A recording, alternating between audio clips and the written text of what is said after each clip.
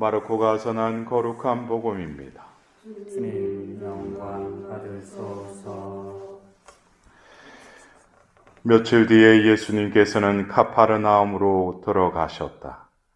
그분께서 집에 계시다는 소문이 퍼지자 문 앞까지 빈자리가 없을 만큼 많은 사람이 모여들었다. 예수님께서는 그들에게 복음 말씀을 전하셨다. 그때 사람들이 어떤 중풍병자를 그분께 데리고 왔다. 그 병자는 4사람이 들것에 들고 있었는데 군중 때문에 그분께 가까이 데려갈 수가 없었다. 그래서 그분께서 계신 자리에 지붕을 벗기고 구멍을 내어 중풍병자가 누워있는 들것을 달아 내려 보냈다. 예수님께서 그들의 믿음을 보시고 중풍병자에게 말씀하셨다. 얘야, 너는 죄를 용서받았다. 율법학자 몇 사람이 거기에 앉아 있다가 마음속으로 의아하게 생각하였다. 이 자가 어떻게 저런 말을 할 수 있단 말인가? 하느님을 모독하는군. 하느님 한 분 외에 누가 죄를 용서할 수 있단 말인가? 예수님께서는 곧바로 그들이 속으로 의아하게 생각하는 것을 당신 영으로 아시고 말씀하셨다. 너희는 어찌하여 마음속으로 의아하게 생각하느냐? 중풍병자에게 너는 죄를 용서받았다 하고 말하는 것과 일어나 내 될 것을 가지고 걸어가라 하고 말하는 것 가운데에서 어느 쪽이 더 쉬우냐? 이제 사람의 아들이 땅에서 죄를 용서하는 권한을 가지고 있음을 너희가 알게 해 주겠다. 그러고 나서 중풍병자에게 말씀하셨다. 내가 너에게 말한다. 일어나 들 것을 들고 집으로 돌아가거라. 그러자 그는 일어나 곧바로 들 것을 가지고 모든 사람이 보는 앞에서 밖으로 걸어 나갔다. 이에 모든 사람이 크게 놀라 하느님을 찬양하며 말하였다. 이런 일은 일찍이 본 적이 없다. 주님의 말씀입니다. 그리스도는 찬양합니다.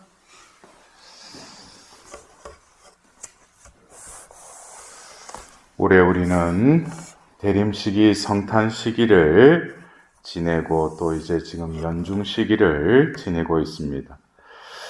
연중 시기는 예수님의 그 공생애의 삶을 바라보면서 예수님께서 2000년 전 그 하셨던 또 행하셨던 그 말씀과 삶을 지금 이 자리에서 또 우리와 함께 하시는 그 예수님과 함께 우리도 그 공생애를 재현해야 될 그런 우리의 사명이 있습니다. 그래서 2000년 전 예수님의 그 삶을 그냥 되돌아보는 것이 아니라 또 그 복음 속에 등장하는 여러 인물들이 그때 그 때에 있었던 사람이 아니라 바로 지금 이 자리에 계시는 예수님과 더불어서 나도 그 복음 속에 한 인물로서 살아있는 그 복음의 현장이 지금 내가 살고 있는 이 현실임을 우리는 깨달아야 할 것입니다. 오늘 우리는 예수님께서 공생애 중에 두드러진 어떤 활동 중에 하나가 병자들을 이렇게 치유하시는 장면들이 복음서에 많이 나오지 않습니까? 그것을 볼 때 우리는 그냥 병을 고쳐주셨다라고 하는데 오늘 이 중풍병자의 이 사건을 통해서 이 일화를 통해서 우리는 하나님께서 병을 고쳐주시는 그 더 원의적인 것, 하나님이 우리가 볼 때는 어떤 사람 병을 앓고 있어요. 그 사람에게 또 다가오든지 다가오는 이들에게 치유의 은총을 베푸셔요. 병이 나았어요. 그것으로 하나님의 뜻이 다 이루어졌는가? 그것이 아니라는 거예요. 하나님 보실 때에는 어떤 사람이 병이 걸렸어요. 근데 이 병이라는 그 자체가 혼돈이죠. 무질서죠. 왜냐? 원래 사람은 건강해야 돼요. 그냥 우리가 나이가 들어서 노쇠에 의해서 자연스럽게 노화가 이루어지는 건 그것은 자연적인 현상이죠. 그러나 살면서 어떤 사람에게 일어나는 여러 가지 병이나 질환 이런 것은 여러 가지 원인이 있지만 그것은 하느님의 그 창조에 어긋나는 것이죠. 이것은 어떤 하나님의 영적인 차원에서 말씀드리는 겁니다. 뭐 의학적으로, 뭐 심리학적으로 제가 그런 정의를 내리는 것이 아니라. 그래서 오늘 예수님께서 그 한 병자가 그 친구들에 의해서 또 지붕을 벗기고 내려온 그 들것에 누워있는 그 중풍병자를 향해서 첫 번째 하신 말이 너는 죄를 용서받았다. 그래서 이 말씀을 다른 이렇게 병자를 치유하실 때는 이런 말씀을 안 하시죠. 그냥 이렇게 너가 바라는 것이 무엇이냐 그래서 즉시 나았다라고 하는 어떤 그런 현상적인 어떤 장면이 된다면 오늘은 예수님께서 그를 병을 낫게 하기 전에 너는 죄를 용서받았다라고 말씀하십니다. 이걸 가지고 또 율법학자들이나 주위 사람들이 의아하게 생각했다고 오늘 복음에 나와 있죠. 하나님께서 예수님을 이 땅에 보내신 것은 어떤 병을 낫게 하기 위한 것이 아니에요. 하나님이 창조한 이 세상 또 그리고 죄를 지은 이 인류를 구원하기 위해서 이 땅에 오신 것이죠. 그 구원에 있어서는 하나님께서는 예수님을 통해서 예수님 존재 자체가 자비 그 자체이시지만 당신을 통해서 자비가 베풀어지기를 원하셨어요. 그래서 하나님 나라는 바로 자비가 베풀어지는 나라가 하나님 나라입니다. 왜? 원래 하나님의 나라는 완전한 나라, 영원한 나라, 하나님과 일치된 현존의 나라죠. 그러나 그것이 죄로 인해서 박탈됨으로 인해서 결국 하나님은 죄의 문제를 건드릴 수밖에 없는 것이죠. 그래서 오늘 이 병자는 그냥 병을 낫게 해주신 것이 아니라 그에게 자비를 베풀어 주셨다는 거예요. 왜? 자비는 바로 죄를 용서하는 것이죠. 그 죄의 구렁텅이에 빠져있는 그 영혼을 다시금 건져 올리는 것이 하나님의 자비를 베푸시는 것입니다. 그래서 우리가 어떤 때는 제가 과거에도 어떤 치유에 대한 논문이나 강의도 참 많이 했어요. 근데 그때는 제가 자비를 그렇게 입으로는 되뇌이면서 자비가 어떤 것인지를 분명히 제가 인식하지 못한 때였어요. 그래서 어떤 성령에 의해서 어떤 사람의 병을 낫게 하는 거예요. 그것에 어떤 목적을 두었다면 자비를 알고 나서는 이 모든 것이 하나님의 자비의 발로구나. 결국 우리가 자비를 입으면은 결국에 병도 치유는 더불어 일어나는 것이죠. 왜? 더 궁극적인 것은 하나님 보실 때는 어떤 육신적인 현상 이면의 내면적인 거나 영적인 차원에서도 하나님께서는 바로 그 죄의 그 영역을 건드리신다는 거예요. 그래서 우리가 어떤 때는 어떤 병을 치유한다는 그 차원을 어떤 정상을 없애고 또 그게 호전되고 낫는 것을 그냥 치유라고 하는데 그것은 하나님의 그 원래 바라시는 뜻을 헤아리지 못하는 것이에요. 그래서 오늘 이 중풍병자의 이 일화를 통해서 우리는 하나님께서 우리의 그 병을 낫게 하시는 것은 바로 자비를 베푸심이라는 것을 우리는 분명히 깨달아야 돼요. 그렇다면은 자비를 입으면은 이를테면 그래. 우리가 자비를 입었어요. 근데 육신적인 병이 호전이 안 돼요. 그러면은 하나님이 자비를 베풀지 않으셨어요? 아니죠. 하나님은 영적인 분이십니다. 자비는 먼저 그 사람의 영적인 것을 건드리시죠. 그리고 어떤 하나님의 뜻은 그 병을 낫게 하는 경우도 있지만 그것을 병을 통해서 이 사람이 영혼이 자비를 입고 하나님 안에서 죄를 용서받고 올바른 관계가 형성이 되면 더 이상 이 육신적인 병이 오히려 하나님과의 그 관계 속에서 그 끈을 놓치지 않는 또 다른 그 사람에게 주어진 그것은 우리가 그거를 딱 식별을 정확하게 할 수는 없지만 하나님의 자비는 우리가 생각하는 그 결과물로 이렇게 딱 나오는 게 아니죠. 그래서 하나님의 자비는 그 영혼을 구원하시는 거예요. 그래서 우리가 그 많은 성인전을 읽거나 성인들의 생애를 보면은 그들은 또 병을 동반하고 그 병 중에서도 하나님을 찬미하고 하나님께 그 믿음을 지켜나가는 이들을 많이 보지 않습니까? 하나님이 그 사람을 쓰시려면 올곧게가 건강하게가 쓸 수도 있지만 하나님이 그 병을 허락하신 것은 또 다른 구세사적인 어떤 의미에서 그 사람에게 병을 허락하시는 경우가 있어요. 그런데 오늘 이 경우에는 뭡니까? 죄를 용서하시고 그 자비를 베푸시죠.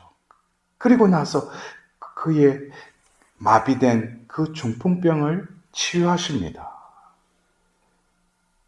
그래서 하나님의 자비는 영적인 차원에서 베풀어지는 것이지만 이 영적인 것은 우리의 존재를 변화시키셔서 반응을 일으키게 하신다는 거예요. 이 부분은 우리가 그래요. 자비를 입는 것도 중요하지만 자비를 살고 전하는 것도 더불어서 잇따라가야 된다는 것이죠. 그러면 자비를 산다는 것을 오늘 이 중풍병자의 이 치유의 과정에 있어서 어떻게 드러납니까? 어떻게 우리는 그것을 바라볼 수 있어요? 여러분들 오늘 이 복음에서 계속 들것이라는 단어가 계속 나오죠. 들것에 눕혀서 예수님께로 내려보냈다. 그러니까 내 들것을 가지고 걸어가라. 그러자 그는 들것을 들고 걸어갔다 그러죠. 이 들것, 여러분들 우리가 어떤 성지나 이런 데 가보면은 그 성지에 뭐 이렇게 쌓여져 있는 게 뭐 이거 뭐예요? 부목 같은 거나 뭐 힐체나 이런 거 한쪽에 이렇게 모아놨어요. 제가 그 가달로피아 그 성모 성지를 갔을 때도 그 성지 성당에 보면 그 게시판에 조그만한 것을 이렇게 모형으로 만들어가지고 뭐 부목이나 뭐 이런 여러 가지들을 이렇게 붙여놨어요. 저게 뭐냐니까 여기서 치유받은 사람들이 하나님께 감사하면서 저기다 그걸 걸어놨대. 어떤 들것이라는 것은 이 중풍병자에게서는 몸이 마비되어서 온전히 자신의 힘으로는 움직일 수 없기 때문에 들것에 눕혀서 누군가에 의해서 움직일 수밖에 없는 그 도구이시죠. 이 들것이라는 것은 우리가 자비를 입었다라고 하면 이 들것은 우리 삶에 있어서 과거에 여러 가지 내 존재를 병들게 하고 나를 움직이게 하지 못했던 여러 가지 상처들이나 나쁜 기억들에 또 영적인 의미로 부여할 수 있어요. 우리는 그 들것에서 일어나지 못했어요. 움직이지도 못했어요. 그 영향력에 의해서. 그래서 그것이 어떻게 보면 지금 나는 걸어 다니는데 어떤 사람은 들것에 누워있는 사람도 많아요. 과거의 그 어떤 그 무언가에 움직이지 못하고 거기에 얽매여 있다는 것이죠. 그러나 자비는 그 들것을 이제는 내가 피해서 피신하는 움직일 수 없기 때문에 그냥 의지했던 그 들것이 아니라 이제는 그 들것이 뭐예요? 하나님의 자비를 입었고 이제 자비로 인해서 내가 새로 다시 일으킴을 받았다라고 하는 증거 자료가 되는 것이죠. 이 들것이라는 것이. 그래서 우리가 자비를 입은 사람들은 과거에 자신이 어땠던 자신의 기억, 메모리는 할 수 있어요. 기억은 할 수 있어요. 그러나 해석이 완전히 바뀝니다. 자비가 내 안에 머물러 있습니다. 제가 언젠가 한번 그 영신수련 그 피정을 하는데 그 지도하는 신부님이 저에게 오늘은 이런 귀절을 말씀을 이렇게 묵상하면서 어릴 때 어떤 상황들. 근데 제가 보니까 그것이 어떤 내 어렸을 때 어떤 기억을 이렇게 반추해서 어떤 그것을 치유하기 위한 그런 날이었어요. 어떤 정화의 단계의 그런 말씀이셨죠. 그 제가 하루 이렇게 감실 앞에 또 기도하면서 산책하면서 계속 기도하는데 어떤 뭔가가 마음에 이렇게 떠오르지 않아요. 그래서 이게 왜 이렇지? 내가 기도를 하는데 왜 이게 떠오르지 않지? 그래서 저녁 시간에 그 신부님과 이렇게 면담하면서 제가 그런 말을 했어요. 신부님, 제가 오늘 기도를 했는데 신부님 주신 말씀을 가지고 어떤 것을 떠오르지 않았다. 근데 문득 그런 생각이 들었다. 내가 하나님의 자비를 알고 자비에 의탁하는 삶을 살면서 더 이상 나를 괴롭혔던 어떤 기억들이나 어린 시절의 어떤 상처들, 이런 것들이 이미 내가 의식 구하지도 않았는데 내 안에서 그게 다 하나님의 자비로 정리가 다 된 것 같다. 그러니까 신부님이 끄덕끄덕 하시더라고요. 근데 여러분들 그래요.